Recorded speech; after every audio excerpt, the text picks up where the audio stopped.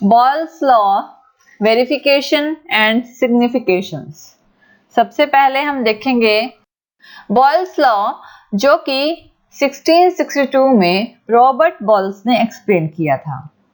इस लॉ में वॉल्यूम और प्रेशर की रिलेशनशिप को बताया गया था, गैस की वॉल्यूम और गैस के प्रेशर के रिलेशनशिप को। उन्होंने जब इसे स्टडी किया था तो रूम टेम्परेचर पे उन्होंने इसे स्टडी किया। उन्होंने एक ट्यूब ली जिसमें मरकरी फिल थी, इसमें मरकरी है, इसमें इस साइड ये क्लोज है, ये ओपन है, यहाँ पे एटमॉस्फेयर प्रेशर है जिसे PA यानी एटमॉस्फेयर प्रेशर से रिप्रेजेंट किया गया है, और दूसरी साइड कोई गैस है। अब यहाँ पे उन्होंने क्या किया कि जब उन्होंने एक्स्ट्रा मरकरी यानी इस ट्यूब में और मरकरी ऐड की, जब और मरकरी इससे ऐड की तो इसकी हाइट, मरकरी की H इंक्रीज हो गई, इतनी थी, इतनी से इतनी हो गई, यानी कि हाइट बढ़ गई मरकरी की, क्योंकि उन्होंने क्या किया, और मरकरी डाल दी।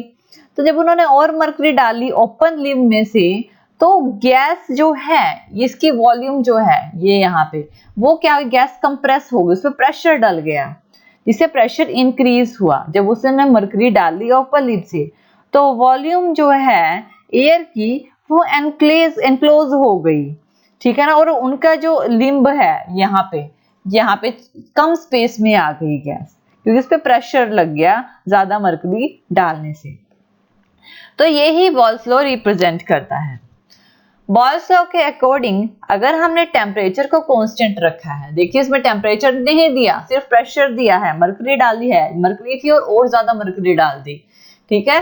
तो इसमें क्या किया, टेम्परेचर को कांस्टेंट रखा, लेकिन जो वॉल्यूम है, वॉल्यूम ऑफ मास यानी कि मास ऑफ गैस, वो इनवर्सली प्रोपोर्शनल होता है प्रेशर के, यानी कि अगर प्रेशर बढ़ाएंगे तो वो क्या होगा, कम होगा, गैस का मास क्या हो जाएगा, वो क्या, वॉल्यूम जो होगी, volume of mass of gas वो इनवर्सली प्रोपोर्शनल होती है प्रेशर की, तो वॉल्यूम कम हो जाएगी मास ऑफ गैस की। तो वॉल्यूम जो है वो इनवर्सली प्रोपोर्शनल होती है प्रेशर के, तो V जो है इनवर्सली प्रोपोर्शनल 1/P।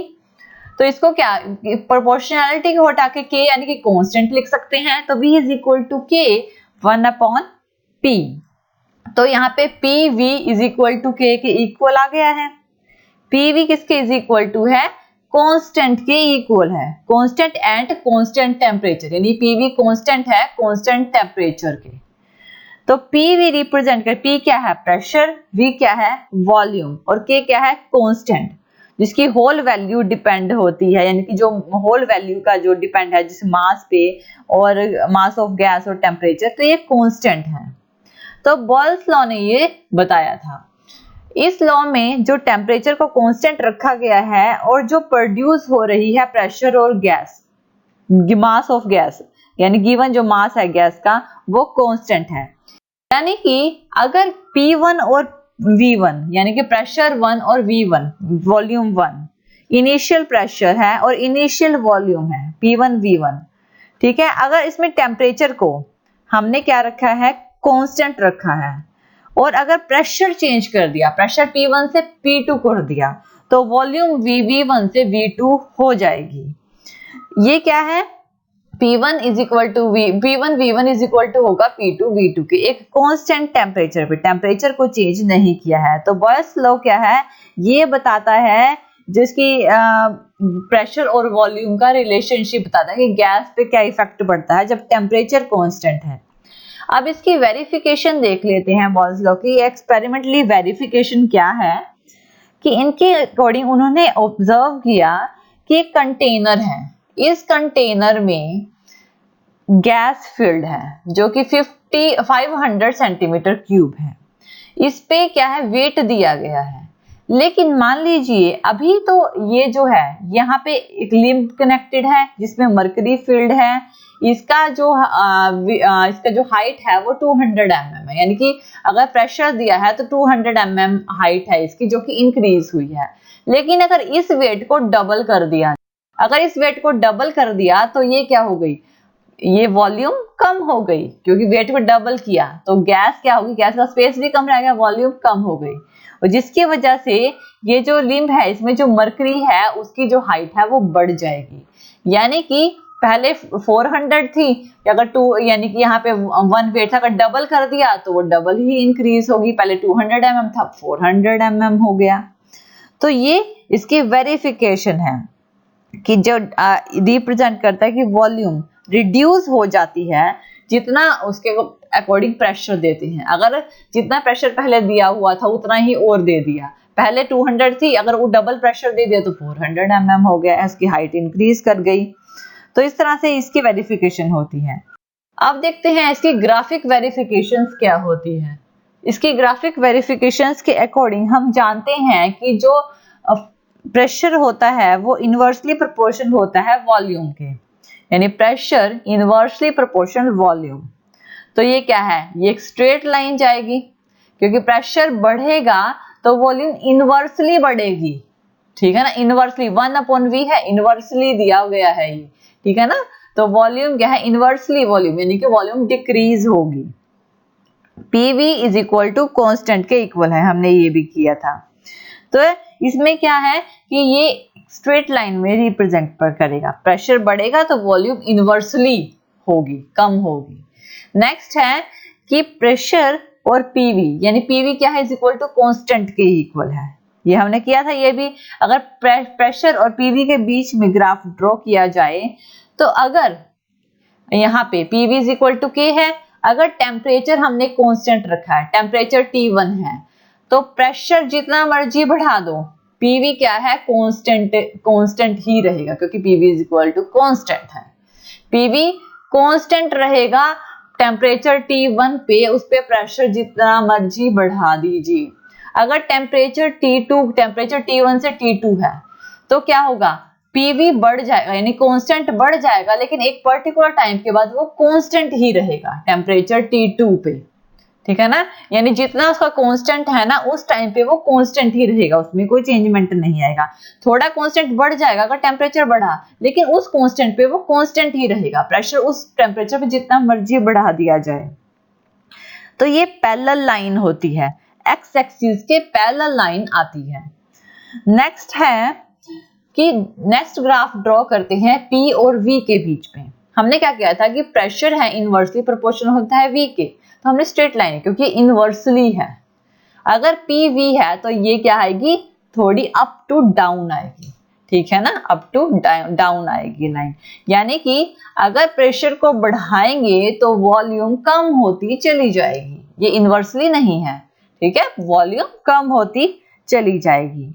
तो ये हाइपरबोला की फॉर्म में आएगा, हाइपरबोला की फॉर्म में, फर्स्ट क्वाड्रेंट में ही आएंगे हाइपरबोला की फॉर्म में। तो ये है ग्राफिक वेरिफिकेशन, जो ग्राफिक रिप्रेजेंटेशन होती है।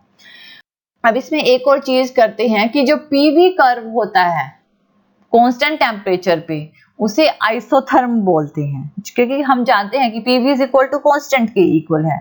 तो जो वैल्यू होती है कांस्टेंट की, वो डिपेंड करती है कि कितनी अमाउंट ऑफ गैस ली गई है एक पर्टिकुलर टेम्परेचर पे। तो अमाउंट ऑफ गैस जितनी ली गई है पर्टिकुलर टेम्परेचर, जब PV कर्व बनता है एक टेम्परेचर पे, उसे आइसोथर्म बोलते हैं। PV कर्व बनेगा एक पर्टिकुलर टेम्परेचर पे, उसे आइसोथर्म बोलेंगे। अब जैसे कि 200 केल्विन टेम्परेचर पे PV ऑब्वियसली ऐसे ही आएगा, ठीक है ना, क्योंकि ये क्या है, इनवर्सली प्रोपोर्शनल होते हैं, तो अप टू डाउन है, प्रेशर जितना मर्जी बढ़े वॉल्यूम कम होती चली जाती है। दूसरा, अगर टेम्परेचर 300 कर दिया तो कर्व थोड़ा सा अप हो जाएगा, और अगर 500 कर दिया थोड़ा और अप हो जाएगा। तो ये आइसोथर्म इसे बोलते हैं। अब नेक्स्ट हम देखते हैं, यही ग्राफ हमने 3 टेम्परेचर लिए थे, 200, 300 और 500। अगर इसी ग्राफ को हम इनवर्सली बनाएं, P जो है प्रेशर इनवर्सली प्रोपोर्शनल होता है वॉल्यूम के, तो ये ग्राफ कैसे बनेगा। ये ग्राफ एक स्ट्रेट इस तरह से डायगोनल लाइन में बनेगा, यानी कि ये टेम्परेचर T1 को रिप्रेजेंट करेगा, ये टेम्परेचर T2 को रिप्रेजेंट करेगा, ये टेम्परेचर T3 को रिप्रेजेंट करेगा। यानी कि अगर टेम्परेचर बढ़ाते हैं T1 से T2 और T2 से T3 करते हैं, तो क्या होगा, कर्व में चेंज आता है, लेकिन ये कर्व रहेगा इसी तरह है, क्योंकि इनवर्सली है। जितना ज्यादा टेम्परेचर कम होता चला जाएगा तो उतना ही ज्यादा ये कर्व डाउन होता चला जाएगा, ये रिप्रेजेंट करता है। अब कांस्टेंट टेम्परेचर लिया गया है फिक्स मास ऑफ गैस पे और डेंसिटी जो है वो डायरेक्टली प्रोपोर्शनल होगी प्रेशर के। तो जो मास होता है गैस का और V होती है वॉल्यूम। अगर हम इसके सिग्निफिकेंस देखते हैं बॉयल्स लॉ की, तो उसने प्रूव किया है गैस का वेरी इंपॉर्टेंट फैक्टर जो कि है कंप्रेसिबिलिटी, कि गैस कंप्रेस होगी। अब कांस्टेंट टेम्परेचर पे हमने एक फिक्स मास ली है गैस की, तो जो डेंसिटी होगी वो डायरेक्टली प्रोपोर्शनल होगी प्रेशर की। जितनी प्रेशर बढ़ेगा उतनी ही डेंसिटी होगी, ज्यादा हो जाएगी उस जगह पे, क्योंकि मॉलिक्यूल पास पास आ जाएंगे। तो अगर m, स्मॉल m क्या है? स्मॉल m है हमारे पास मास ऑफ गैस और v क्या है? वॉल्यूम। तो d यानी डेंसिटी जो होगी is equal to m upon v के इक्वल होगी। यानी डेंसिटी, मास ज्यादा है डेंसिटी भी ज्यादा होगी और वॉल्यूम कम होती चली जाएगी अगर प्रेशर बढ़ता है। तो PV is equal to constant के इक्वल होता है, तो V is equal to K upon P के इक्वल है। अब V की वैल्यू क्या है? K अपॉन P, तो इसको हम V की जगह पे पुट कर सकते हैं। D is equal to M upon K upon P, या फिर ऐसे भी लिख सकते हैं D is equal to M upon K P, bracket में रख के P लिख दिया, या इसको हम रिप्रेजेंट करते हैं K डैश P से। तो कांस्टेंट टेम्परेचर पे फिक्स मास ऑफ गैस यानी डेंसिटी जो होती है वो डायरेक्टली प्रोपोर्शनल होती है प्रेशर की। तो ये क्या है?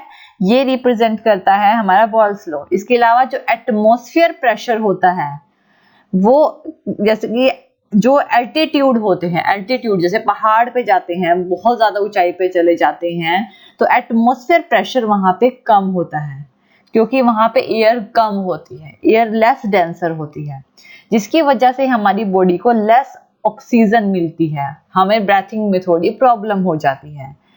एक पर्सन जो कि वहां पे प्रॉपर फील नहीं करता, नॉर्मल पर्सन, उनको ब्रीथिंग प्रॉब्लम हो जाती है, जिस वजह से उनमें अनइजीनेस लगती है और हेडेक की प्रॉब्लम्स लगती हैं, और इसको एल्टीट्यूड सिकनेस बोलते हैं, जो कि ऊंचाई पे जाने से आती है, जैसे माउंटेन्स पे जाने से आती है, क्योंकि वहां पे ऑक्सीजन कम होती है, वहां पे ऑक्सीजन के सिलेंडर्स को कैरी करना पड़ता है क्योंकि डेंसिटी कम हो जाती है एयर की, तो सिकनेस आ जाती है। तो ये इसके जो सिकनेस को रिप्रेजेंट करते हैं और इसकी सिग्निफिकेंस और वेरिफिकेशन है। Thank you. Thank you for watching this video.